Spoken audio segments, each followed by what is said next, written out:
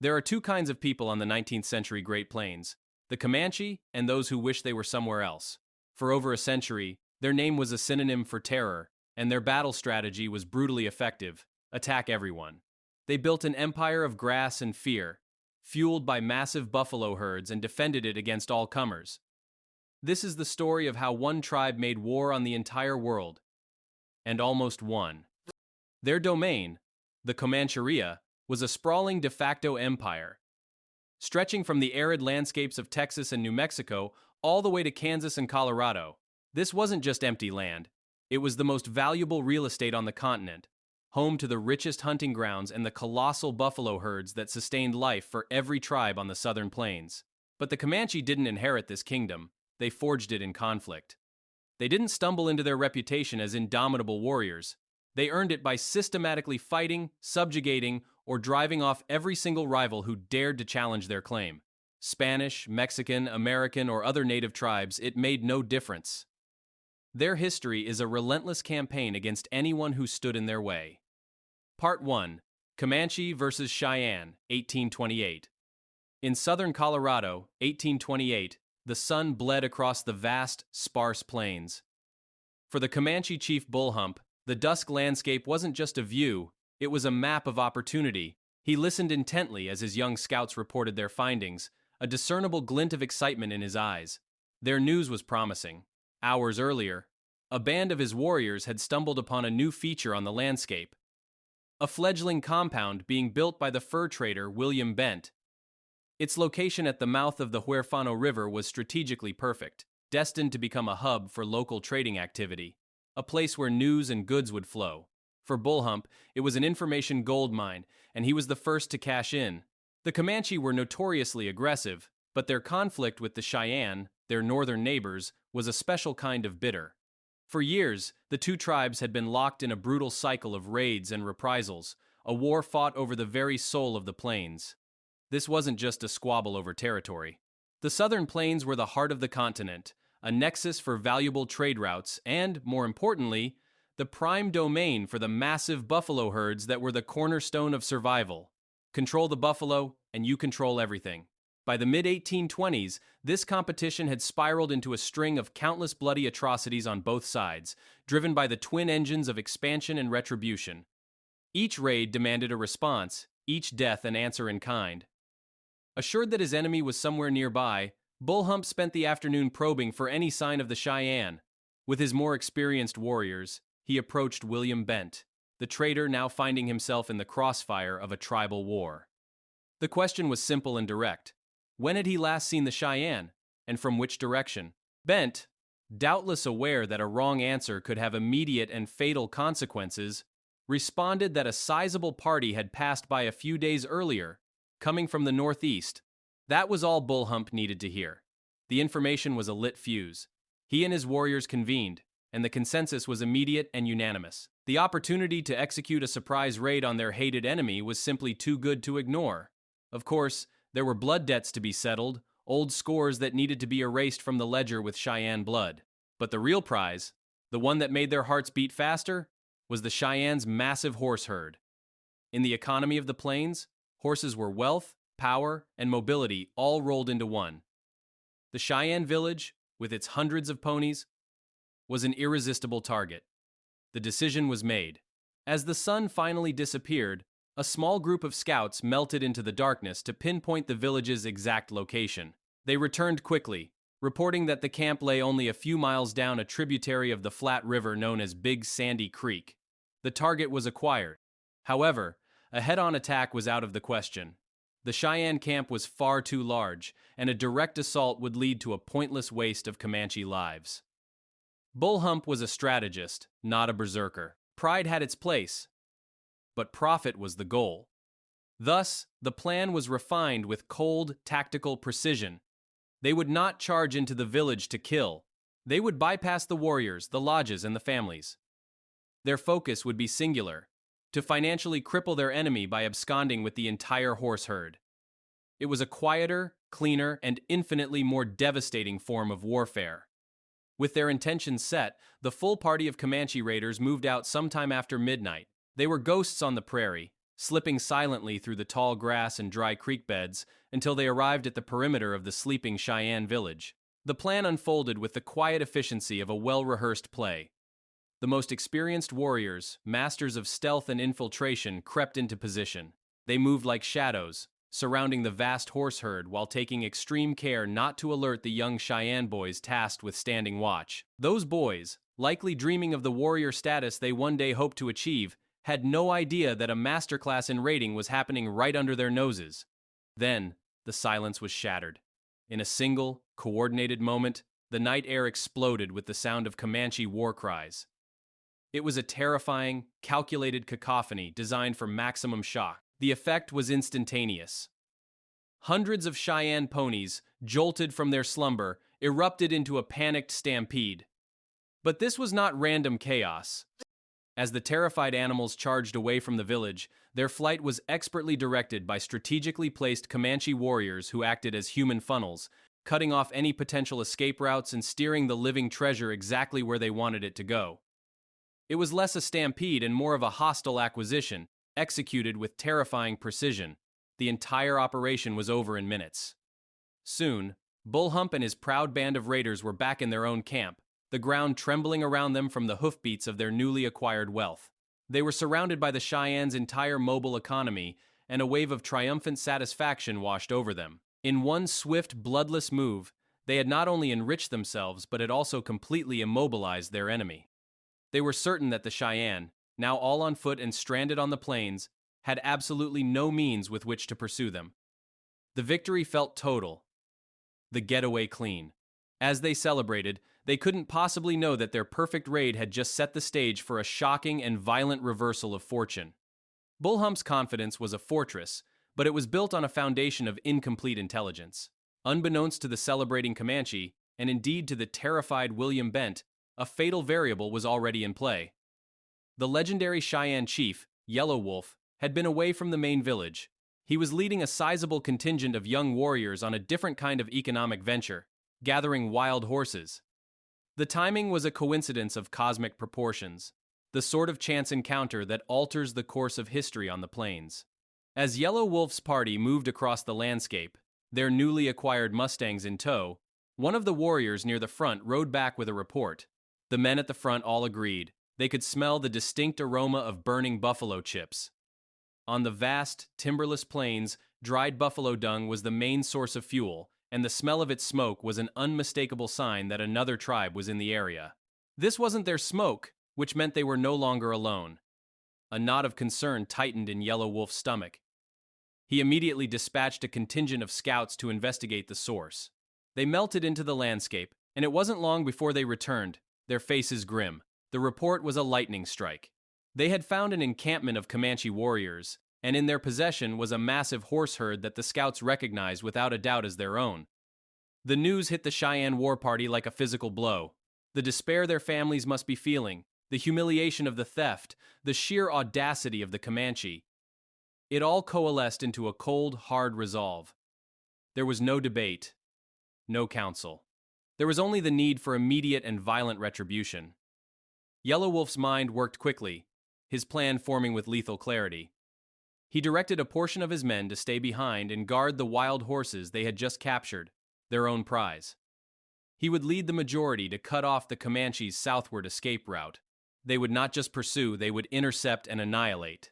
Following their scouts, the Cheyenne war party rode hard, arriving at the site of the Comanche camp where Bullhump and his warriors were blissfully resting, waiting for daybreak before moving their stolen herd again. Yellow Wolf brought his men to a halt, ordering them to wait. A direct charge in the dark was risky and foolish. The perfect revenge required the perfect timing. He instructed them to wait until the first light of dawn before making their charge. He gave specific orders to the younger warriors. Among them his beloved stepson, a promising young man named Walking Coyote. Their job was not to fight, but to do precisely what the Comanche had done to them: rush upon the horse herd, stampede them away from the enemy, and drive them back towards the Cheyenne village. It was a strategy of perfect, symmetrical vengeance. As the horizon began to glow in the east, the Cheyenne made their final, silent approach. What they saw made their hearts leap. In a moment of supreme arrogance, the Comanche guards who had watched the horse herd through the night had momentarily gone into the camp to eat breakfast with their cohorts. The prize was unguarded. Seeing that the time to strike was now, Yellow Wolf and his warriors advanced in silence, walking their horses as close as possible to the camp before erupting in a deafening cacophony of war cries. The scene from the night before was replayed, but with the roles savagely reversed. The Comanche camp exploded in panic as the Cheyenne drove the massive horse herd away from them and back towards their own village. The reprisal from the Comanche was almost instant. Arrows filled the air, a dark swarm flying towards the retreating Cheyenne. In the thick of this chaos, Walking Coyote saw his moment. This was the kind of opportunity that forges legends, a chance to seize a battlefield honor that would be sung about for generations. He wheeled his horse around and charged back into the very heart of the Comanche encampment, straight towards the spot where their finest personal war horses were picketed for the night. Ignoring the arrows whizzing past his head, he leaped from his own mount, cut the rope picketing a particularly fine Comanche horse, jumped back on his own, and rode triumphantly back towards his comrades, leading the new prize by its rope. It was an act of breathtaking courage, a personal insult delivered in the middle of a war. When Walking Coyote rejoined his fellow Cheyenne, he proudly handed the lead rope of the newly captured warhorse to his stepfather. But instead of pride, the young warrior saw only growing concern in the chief's eyes. He looked back and understood why. The Comanche, now mounted on their best horses, were in hot pursuit, closing the distance with terrifying speed. The Cheyenne were about to be overtaken. Yellow Wolf barked out an order that was their only hope. All who had guns must turn back and charge. "We must fight them," he yelled. Being in possession of a fine rifle himself, he led the charge without hesitation. The Cheyenne, who were armed with firearms, wheeled their horses around, following their leader in a head-on attack against the pursuing Comanche. Within moments, the two forces, each numbering about 25 warriors, smashed into each other, and a vicious, close-quarters fight unfolded. It was a swirling melee of horses, lances, and desperate men. Yellow Wolf rode up next to a Comanche warrior, stuck the barrel of his rifle directly into the man's rib cage, and fired, expelling the man's life in a torrent of blood as he fell to the ground with a thud. Walking Coyote, riding close behind, sealed the victory by counting coup on the fallen warrior. As more Comanche began to fall under the focused fire of the Cheyenne, their charge broke. The pursuit was over. The surviving Comanche retreated back to their main camp, from which a full, hasty withdrawal was made. The battle was won. The dead Comanche were summarily scalped, the ultimate sign of defeat on the plains. Yellow Wolf, in a gesture of grim triumph, affixed the hair of the warrior he had killed to the end of his rifle barrel. The Cheyenne then rode back into their own camp, their arrival transforming a scene of utter despair into one of pure, unadulterated joy. The surprise and elation of their kinsmen, wives, and children was a sight to behold. The camp, which only hours before had been awash in hopelessness and shame, was now a theater of great revelry. The people had not only regained their stolen horses, but they had also acquired the herd of wild mustangs from Yellow Wolf's original expedition, as well as the personal mounts of the defeated Comanche warriors, including the fine horse captured by Walking Coyote. In a single day, they had gone from being the poorest to the richest they had ever been. The Comanche raid, intended to cripple them, had backfired spectacularly, leaving the Cheyenne stronger and wealthier than before. This single violent episode was but one chapter in a long and bloody book. The cycle of war would continue for years. But eventually, the fighting exhausted both sides. In 1840, a formal peace was finally made between the Cheyenne and the Comanche. In the years that followed, the Comanche chief, Bullhump, would recall the raid and its shocking aftermath. He explained his decision to retreat with the cool logic of a seasoned general. He and his warriors had correctly believed that the Cheyenne counterattackers would be heading straight back to their main village. To pursue them, there would have meant attacking a now fully alert and far more formidable target, reinforced by the rest of the village's warriors. It would have been a suicide mission. And so, faced with a disastrous reversal, Bullhump chose the only sensible path. He cut his losses and chose to fight another day. It was not cowardice, but a pragmatic recognition that the tactical situation had changed. The perfect raid had been met by the perfect storm, and in the brutal arithmetic of plains warfare, sometimes the wisest move is to simply walk away from the table. Bartkoksi. Comanche. Vesius.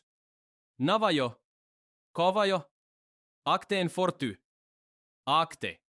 In the heart of the Wichita Mountains in southwestern Oklahoma, the year is 1848. Deep in the middle of the night, a small Comanche village lies quiet, its inhabitants lost in slumber. Inside a warm tipi, a young mother named Na sleeps peacefully, her infant son, Quanah, nestled beside her. She is the wife of a revered war chief, Peta Nokona, and the baby boy is their first child, the absolute center of their world. But on this night, Peta Nokona is miles away. He and the rest of the able-bodied warriors from the village are on the warpath, instruments of the Comanche's century-and-a-half-long foreign policy. By this point in the late 1840s, the Comanche had laid claim to the most valuable real estate on the plains and had subjugated or driven off virtually anyone who dared to oppose them. Their power was absolute, their reputation terrifying. The afternoon prior, Peta Nokona had assembled his band of raiders and headed west. Their objective was to engage a Navajo war party that had been spotted in the area. Their conflict with the Navajo was one of their oldest and most bitter feuds, a generational struggle etched into the memory of both peoples. To the modern observer, this constant warfare might seem chaotic, but for most tribes on the continent, raiding was a perfectly structured part of life. It was viewed as a cultural pastime, perhaps even a cultural necessity. It was a perfectly honorable pursuit to find the nearest village of a longtime enemy and descend upon them in a torrent of calculated violence. The killing of enemy men was generally expected, a grim cost of doing business.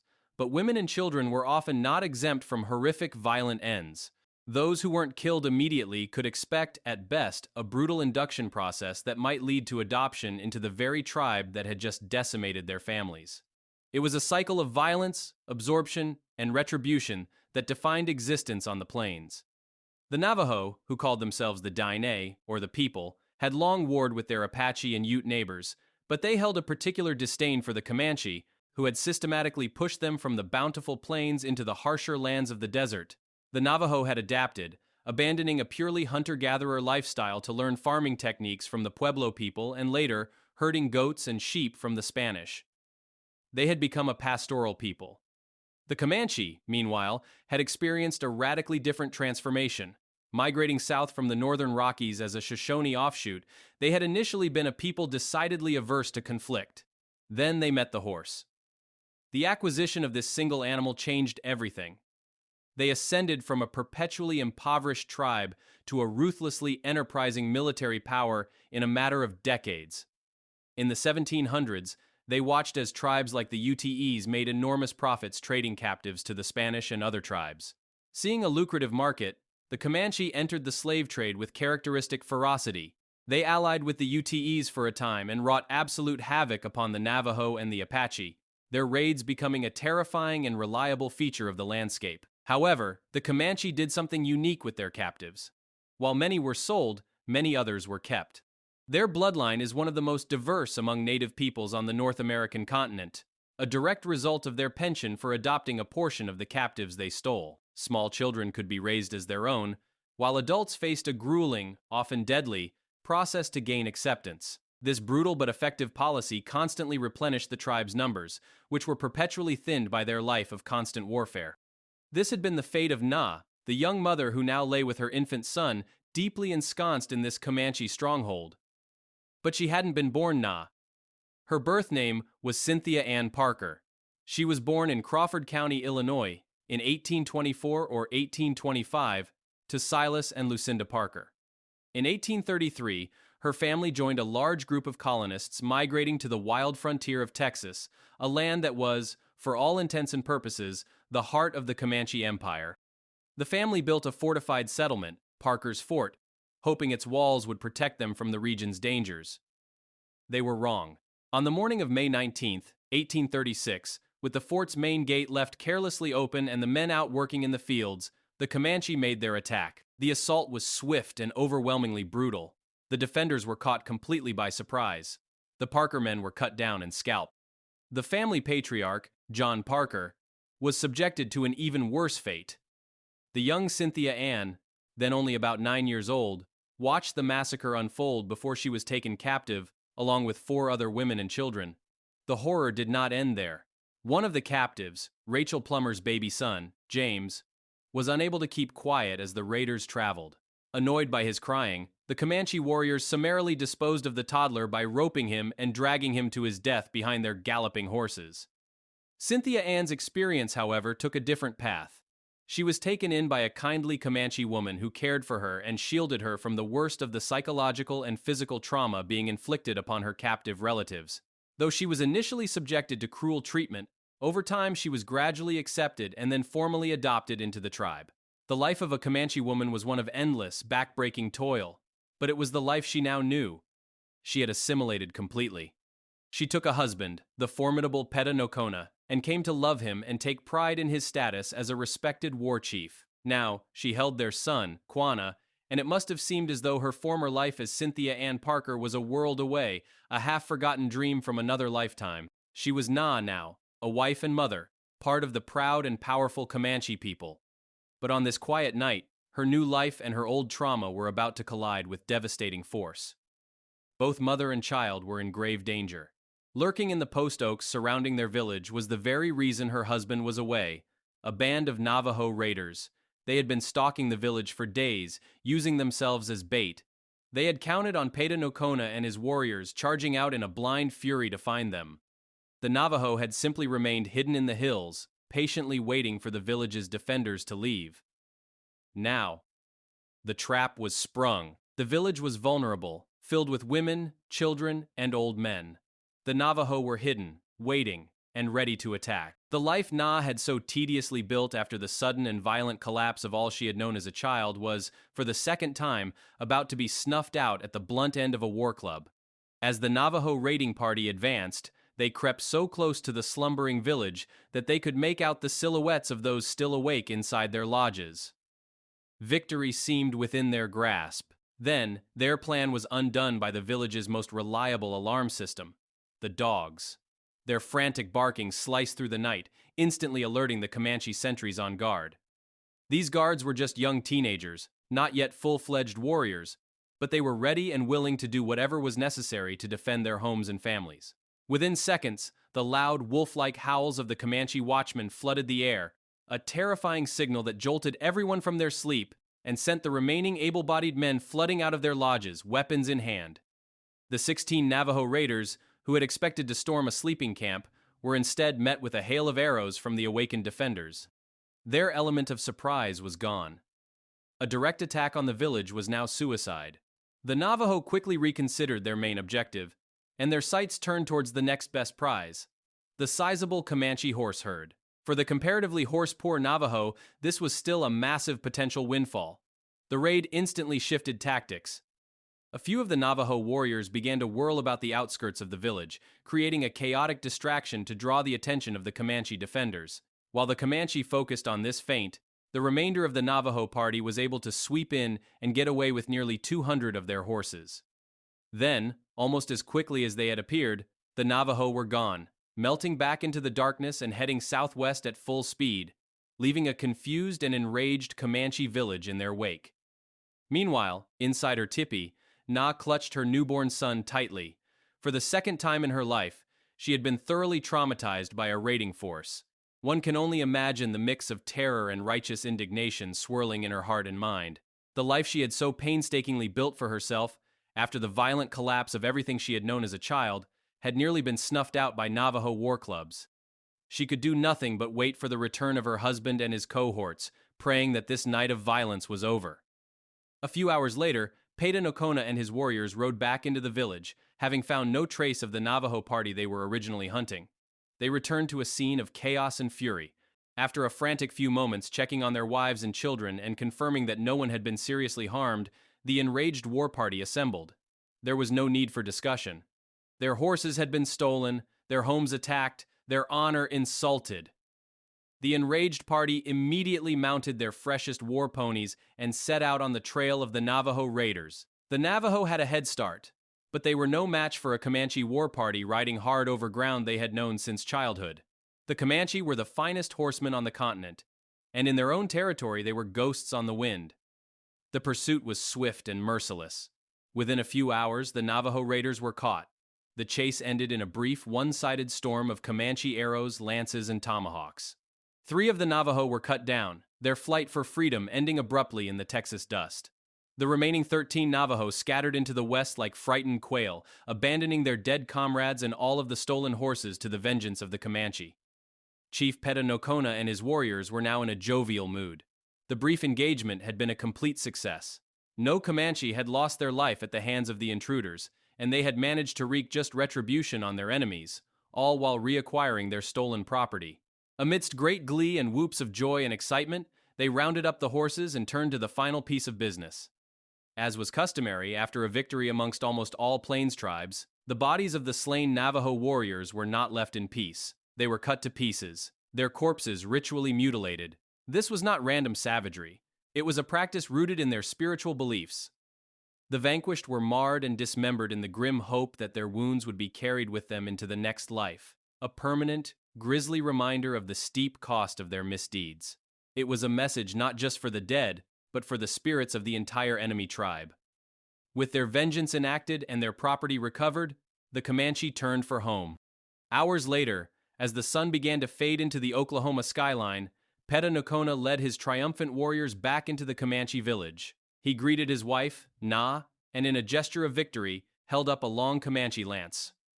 Affixed to the top were 3 freshly taken Navajo scalps, grim trophies of their successful punitive expedition. The fear and tension that had gripped the village only hours before evaporated, replaced by an overwhelming sense of joy and relief.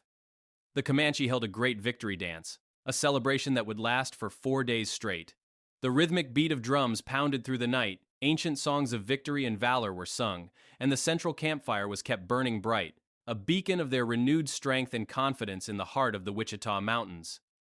In the firelight, the warriors danced, holding their grim trophies high for all to see. One of the very first things that the infant son of Nokona and Na would see in his initial few weeks in this world was this very sight. His father and the other warriors dancing in a joyous, frenzied circle around a large, roaring fire, their faces painted for war, their voices raised in song, holding high the freshly dismembered scalps of their hated enemies. This was Quanah's introduction to the world, a world of violent conflict and triumphant celebration, where life and death were inextricably linked. To the Comanche, it must have seemed as though their dominance was divinely ordained, their position on the southern plains untouchable. They had driven off these Navajo intruders just as they had driven off all the others who had seen fit to challenge them for dominion over these invaluable lands. To Nokona, it must have seemed that his son, the young Quanah, was destined for a princely life, a future that would see him ascend to a position of power even greater than his own. And to Na, it must have seemed as though her former life as Cynthia Ann Parker was a world away, a fading nightmare she could finally forget forever. She was now part of the proud lineage of the Comanche, the victors, the undisputed lords of the plains. But the young parents, in their moment of triumph, were only partially correct. Their sense of security was a fragile illusion, and their world was perched on the edge of a precipice. In just over a decade, the reality they knew would be overturned entirely. The seeds of their destruction were already being sown. In little more than a year, the Comanche would begin to see a curious and terrifying outbreak amongst their people. It would start among the Penateca, the southernmost and largest band of the Comanche, who lived in the closest proximity to the white settlements of Texas. Then, it would begin to spread.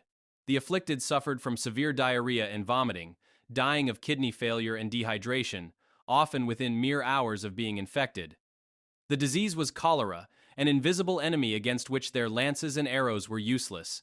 The epidemic would go on to kill an estimated half of the entire Penateca band. By the 1860s, coming on the heels of several devastating smallpox epidemics from earlier in the century, the demographic collapse of the lords of the southern plains was all but assured. Alongside this biological warfare, the Comanche would also be continually pressured by the incessant, unstoppable influx of settlers into the burgeoning Republic of Texas. In the coming decades, they would see their territory encroached upon, their hunting grounds plowed under, and their way of life choked out until they were relegated to but a small corner of their beloved homelands.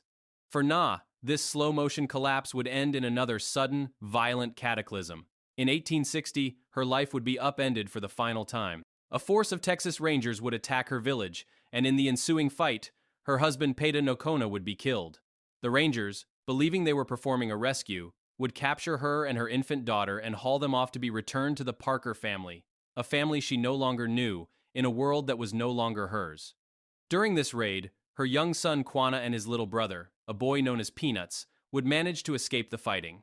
They would slip away into the chaos, never to see their mother again. Quanah, for his part, would carry the memory of his father's strength and his mother's love. He would survive the epidemics, the wars, and the destruction of his world, and he would go on to become the last great chief of the Comanche people. Part 3. The Comanche versus Apache War, 1855 and 1876. A. The experience of Nelson Lee, 1855. West Texas, November 1855. As the cool autumn wind whipped across the barren country, a large party of Comanche men, women, and children made their way northeast. They were a nation on the move, a mobile society following the ancient rhythms of the season, heading towards the roaming territory of their most important resource: the huge herds of American bison. Among them, one figure was visibly bedraggled, struggling to keep pace, an omnipresent cloud of dust stirred up by the Comanche horses and mules clinging to him like a shroud. He was a captive, a human spoil of war taken in the ongoing, low-grade conflict with the Texas Rangers and settlers who ventured further onto the frontier with every passing year. His name was Nelson Lee. Just a few months earlier, he had been a member of a 27-man party of horse traders, confident in their numbers and their firearms. Then the Comanche had descended upon them. In the whirlwind of violence that followed, only Lee, William Aikens, Thomas Martin, and Jonathan Stewart had survived the initial attack. Their survival, however, was a prelude to a different kind of horror. Aikens and Lee were kept alive only to be forced to watch as Martin and Stewart were subjected to vicious, hours-long torture killings at the hands of their captors. The Comanche were masters of psychological warfare, and the lesson was not lost on Lee. He understood his place in this new world with terrifying clarity. After the ordeal, the two survivors were divided up amongst the war chiefs, and Lee was designated as a slave to a renowned warrior named Spotted Leopard. His life was now one of menial, back-breaking chores in the camp, and the gory, stinking work of skinning and gutting the hulking buffalo that the hunters brought down. His only hope for survival was absolute, unquestioning compliance. Lee understood that this policy was not necessarily driven by racial motives, but by cultural ones. The Comanche reserved the same brutal treatment for any and all of their enemies, whether they were Anglo-Texans, Tejanos, Mexicans, Spanish, or members of rival tribes like the Tonkawa, Caddo, and Cheyenne.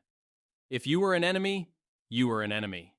The rules were simple and unforgiving. This particular journey was taking them through the heart of a conflict far older and deeper than the one with the encroaching white settlers. The Comanche had risen to prominence in this harsh land after migrating southward from the northern ranges of the Rocky Mountains. After acquiring the horse in the 17th century, they had swept through the southern plains and, over the course of a century, had wrested virtually the whole of Texas from the control of perhaps their most hated and ancient enemy, the Apache. The sheer brutality of this conflict, though largely unrecorded in the annals of Western posterity, was on clear display to the Spanish friars who inhabited the Catholic mission of San Saba. There, priests saw what amounted to veritable hordes of Apache refugees fleeing into the comparative safety of the mission walls, seeking salvation from the incessant, genocidal attacks of the Comanche. But this was no one-sided affair. The Apache, masters of their own brand of guerrilla warfare, had unleashed countless retaliatory raids on Comanche villages, killing men, women, and children, and taking any spoils and captives they could. It was a multi-generational blood feud, a total war for control of the plains. Unbeknownst to Spotted Leopard's band, as they traveled through the vast expanses, a group of Apache were also out on a hunting trip, hoping to fortify their own stock of meat for the winter ahead. As the Comanche party, spread out over roughly a quarter of a mile, made its way through a short expanse of hills and streams that dotted the otherwise flat country, both groups were woefully unaware of the other's presence. Then, suddenly, the warriors near the front of the Comanche procession became visibly animated. Some of them dashed back towards Spotted Leopard, while others spurred their horses to the crest of a nearby hill. The cry went up, echoing down the line. The Apache had been spotted, and an attack was underway. Instantly, the placid movement of the band shattered into frantic preparation for battle. There was no time to waste. The lives of every single member of the party, not only their prisoners but their women and children, were now in immediate danger. The word traveled to every warrior that the Apache were approaching from the opposite side of the hill, and the men all now scrambled to form a battle line at the top, ready to receive the oncoming charge. From his position with the women and children, Nelson Lee had a fair, unobstructed view of the battle, It was, in his words, fierce and terrible. The two forces of horsemen crashed into each other with shocking violence. The horses reared and plunged and fell upon each other, Lee would later write, their riders dealing blow for blow and thrust for thrust, some falling from their saddles to the ground and others trampling madly over them. The Comanche were outnumbered, and despite their ferocity, they were forced to retreat, falling back down the hill almost to where Lee stood. But the Apache did not pursue, appearing content to hold the high ground. Soon, the tribe of Spotted Leopard rallied and dashed once more back into the attack. If possible, Lee recalled, this contest was severer as it was longer than the first. Again, the first blow was given and returned. Again, horses and men intermingled in melee, stumbled, fell, rolled upon the ground, while the wide heavens resounded with their hideous shrieks and cries. My blood thrilled through my veins as I looked upon the scene. Throughout the engagement, Lee felt a strange and dangerous emotion: hope. He devoutly hoped that the Comanche would be beaten. He was impressed with the belief that if he should fall into the enemy's hands, his chances of escape would be increased, for he had often heard that the Apache, though a most warlike nation, were more merciful to their prisoners than others of their race. But he was to be disappointed. The Apaches at length gave way, disappearing beyond the ridge. Instead of pursuing their advantage, however, the Comanche hastily gathered up their dead and began to retreat towards the mountains they had crossed earlier. As soon as they had left the field, the Apache reappeared on the height and bore away their own dead. It was a drawn battle. The Comanche had lost 17 of their own warriors in the fight. By Lee's estimation, the Apache had likely lost approximately twice that number, a testament to the Comanche's skill even when outnumbered. The close of this eventful day was occupied with burying the slain, a ceremony the Comanche performed in their customary manner. Lee watched, fascinated, as they seemed to chant the death song with more energy and feeling than on ordinary occasions. He realized something profound about their culture. For them, death, even of the nearest and dearest, was not regarded as an event to be deplored. On the contrary, it was to be welcomed with rejoicing. But when a warrior died on the field of battle, their joy and exultation knew no bounds. Their crude theology assured them that his departed spirit was at once caught up by the Great Spirit and borne to the region of everlasting and supreme felicity. It was a warrior's paradise, earned through a glorious death. After the dead were buried, the Comanche's lives and their hunt for food had to continue. The band made their way to their seasonal hunting grounds, seeing no more of the Apache along the way. There they would remain for 2 months, harvesting buffalo and camping on the open plains. In a testament to the fluid nature of plains diplomacy, by the next spring, a peace would be struck between these two bitter enemies. For his part, Nelson Lee would eventually escape his captivity and go on to continue his adventurous life on the Texas frontier for years to come, eventually succumbing to an undisclosed illness far from the plains in New York City on the 21st of December, 1871. His incredible story of survival, a forgotten footnote in the epic struggle between the true lords of the Southern Plains. B. The experience of Herman Lehmann, 1876. West Texas, 1876. Just as dawn begins to break, a pair of young Apache hunters lope their mounts towards the top of a ridge, moving as quietly as possible so as not to disturb any game in the area. The young hunters are mere teenagers. One is a full-blood Apache named Bobo, riding a fine horse belonging to his father. The other is an adopted member of the tribe. A few years earlier, he had been a German-speaking farm boy on a central Texas farm not far from the modern-day town of Mason. His name had been Herman Lehmann, though he barely remembered that now. His life had been violently bifurcated. He had been kidnapped by the Apache along with his younger brother Willie while the two boys were out watching their family's sheep. The brothers suffered terrible abuse at the hands of their captors, being starved, beaten, and driven without rest for long periods. Willie, younger but perhaps more resilient in his refusal to adapt, had managed to escape. Herman had not. He had stayed, endured, and had eventually been adopted by the Apache as one of their own, his old life buried under layers of trauma and forced assimilation. Life with the Apache, even after he was adopted into a family, was difficult. Life for any tribe in West Texas, for that matter, was a hard, precarious existence. The sparse landscape and the unremitting conflict with Americans, Mexicans, and other tribes made for a perpetually hardscrabble and violent life. But for the time being, Herman was now, at least ostensibly, one of them. He was not fully Apache, however, and his new name was a constant, stinging reminder of this fact. Every time he was addressed by it, it reinforced his otherness. His new name was Inda. It meant white boy. Regardless, Herman, or Inda, had thrown himself into the life of a preteen warrior in training, under the often brutal tutelage of his adopted father, a chief named Carnoviste. It was Carnoviste who had led the raiding party that had kidnapped Herman and his brother, and it was he who initiated the young boy into the brutal realities of Apache life before the party had even made it back to their home village. Food on the trail could be scarce, and the luxury of cooking a meal while presumably being pursued was not one that could be afforded. Later in life, Herman would recall being force-fed the raw, still warm liver of a calf that the party had happened upon and slaughtered. He remembered his repeated failure to keep the meal down, his stomach rebelling against the savage necessity. A few days later, the young Texan found his appetite less discriminating. The band discovered a few baby antelope that had been left alone when their parents scattered at their approach. The fawns were summarily scooped up and thrown into a leather sack. After several more hours of hard riding, the party stopped and, for the first time in days, afforded themselves the indulgence of a campfire. Once a sufficient bed of red-hot coals was stoked, the antelope, some of whom were still alive, were thrown onto the fire hole to roast. This was survival, stripped of all sentiment. Through these harsh lessons, Herman learned. He learned how to ride, how to track, how to hunt, and how to fight. He learned the secrets of the Apache, how to procure water from places that seemed to not have seen rain in years, how to track animals and people across the dusty, rock-strewn expanses of their homelands. He learned what it meant to be held in high regard as a warrior and feared as a raider in homesteads and hamlets from Utah to Mexico. However, the desert had not always been their home. The Apache had once been the masters of the vast and bountiful expanses of modern-day Texas and the southern plains. They had hunted the massive buffalo herds, harvested from the pecan trees, camped in the lush meadows, and swam in the clear rivers and streams. Then, the Comanche had arrived.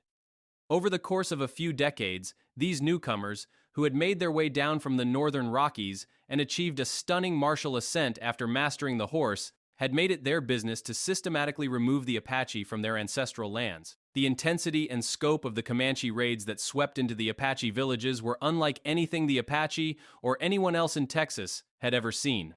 All fighting-age males not killed defending their families would generally be executed, often via a variety of torturous methods the Comanche had perfected over the years. Women would be assaulted and exploited, and infants were killed outright, as they posed too much trouble to a raiding party's swift egress. But older children, pre-teens, and some teenagers were, after a generally brutal induction process, adopted into the tribe, much as Herman was with the Apache.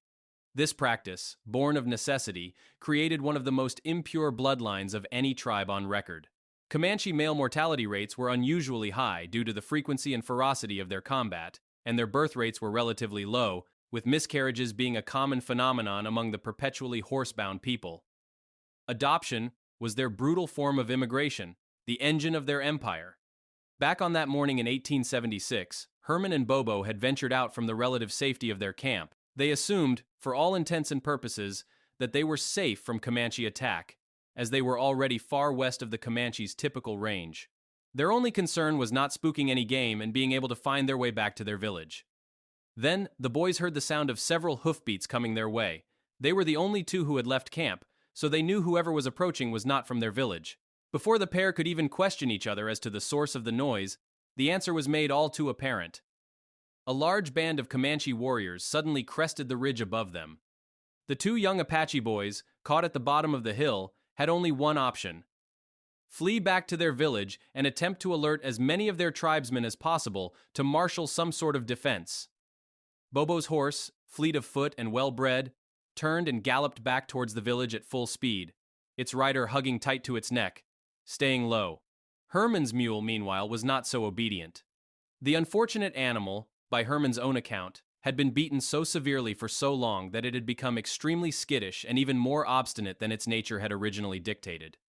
In this particular instance, as Herman frantically urged the animal towards the Apache village and away from the oncoming Comanche, the mule began to spin in tight circles rather than running in any direction. As the mule spun faster and faster, a stationary target in a field of death, Herman called out to Bobo, begging him to come back and help. But his pleas were to no avail.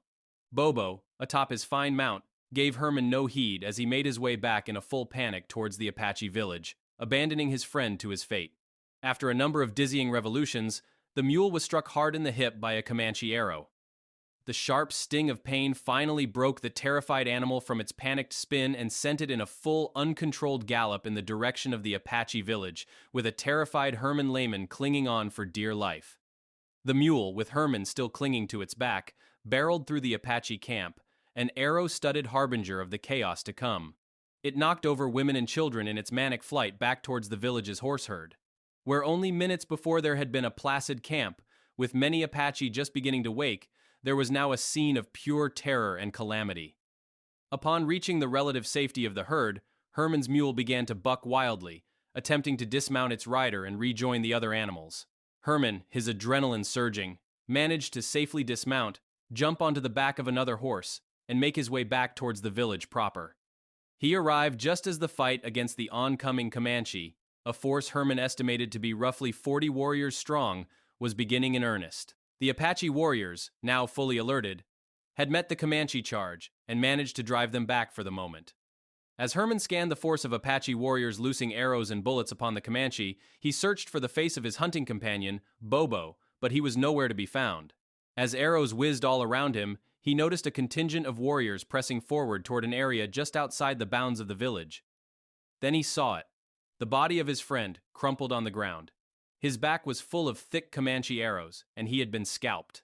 The young, carefree hunter who had ridden out into the wilderness with Herman just this morning was now gone, a casualty of a war that had found them even here, in what they thought was safety. Herman later recounted the brutal events in his memoirs. "Every foot of ground was contested," he wrote. "The Comanche were nasty fighters, but we greatly outnumbered them."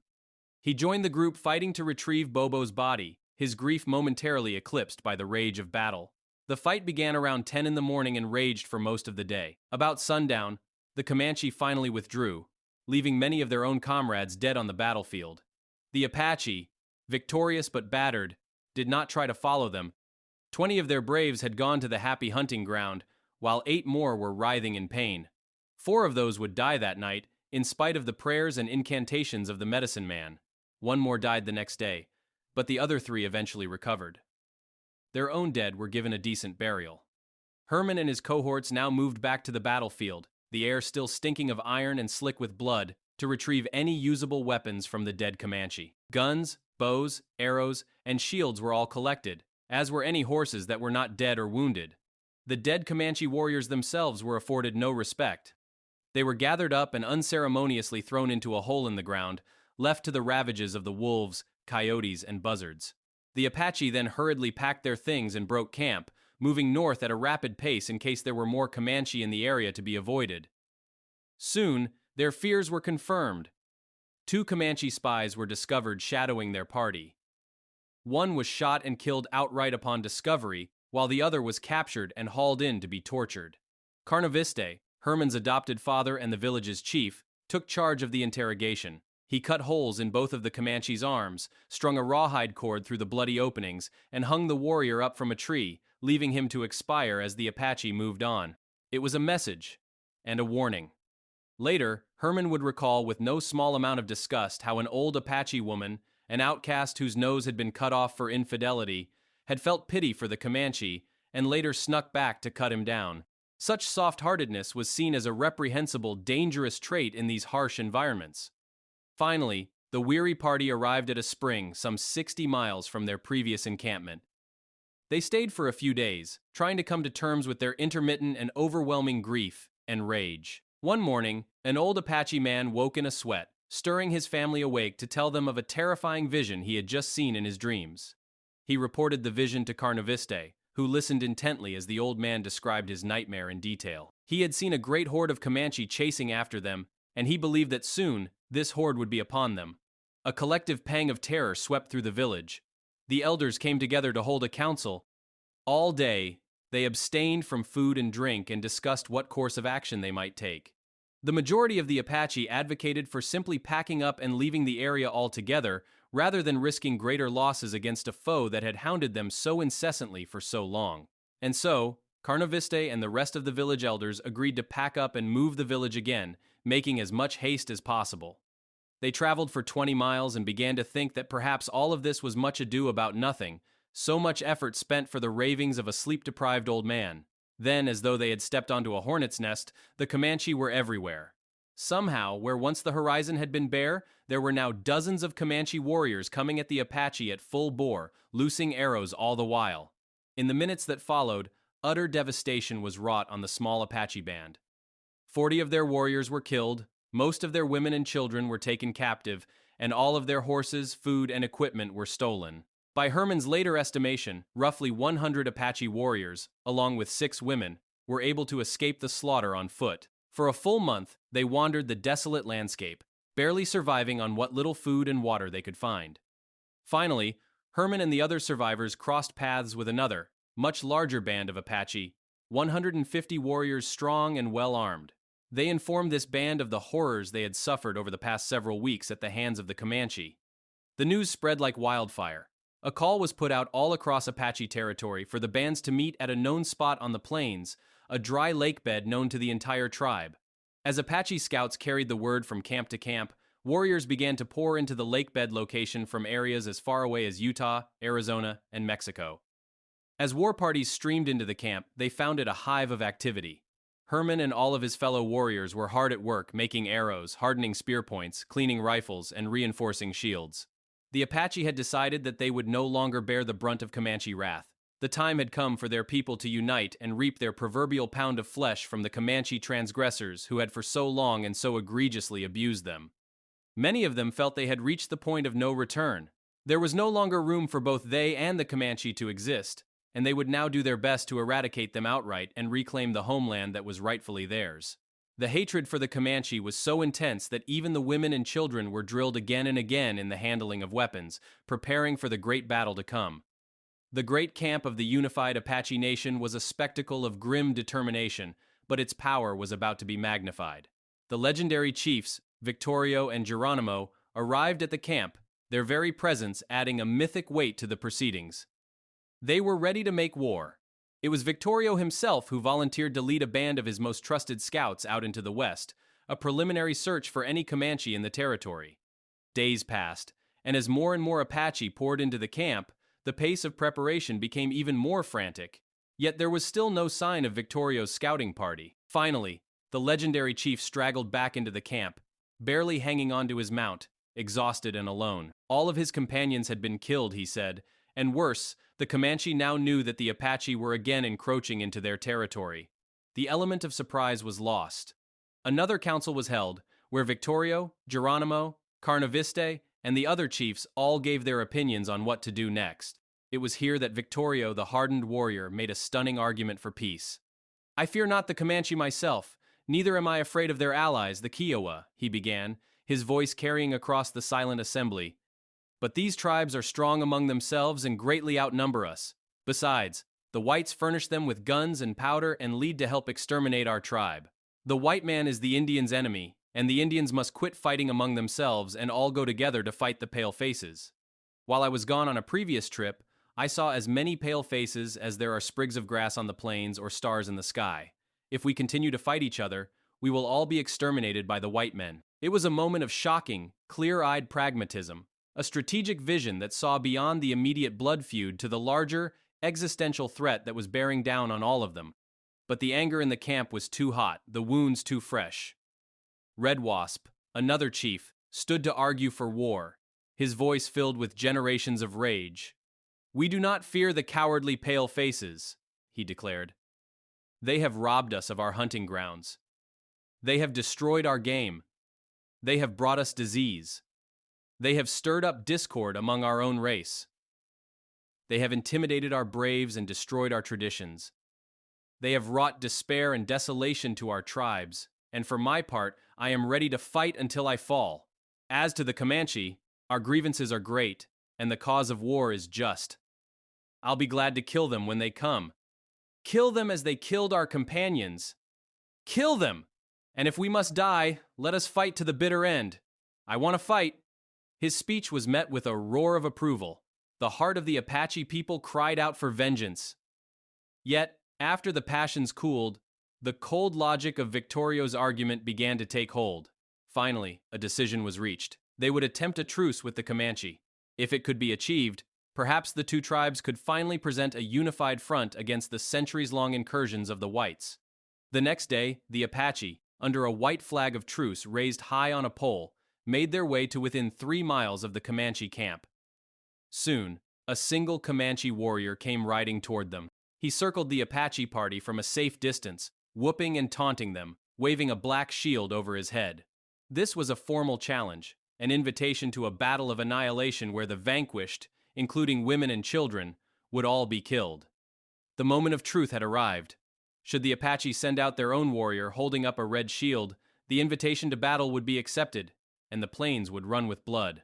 But instead, much to the Comanche's surprise, the Apache rider who came forward was unarmed, still flying the white flag of truce. The Comanche, still incredulous, made signs for 6 of their men to meet 6 of the Apache at a halfway point between the two parties. 6 Apache men were selected, and they rode out to meet the Comanche delegation. The Comanche, for their part, agreed in principle to make peace, but they had one non-negotiable condition. The offending Apache who had tortured their tribesman, the spy, must be handed over to be dealt with as they saw fit. The Apache emissaries, very much aware that the offending chief the Comanche were referring to was the very much alive and well Carnaviste, engaged in a brilliant moment of battlefield diplomacy, they informed the Comanche that, unfortunately, the Apache who had so mistreated their warrior had been tragically killed in the earlier battle.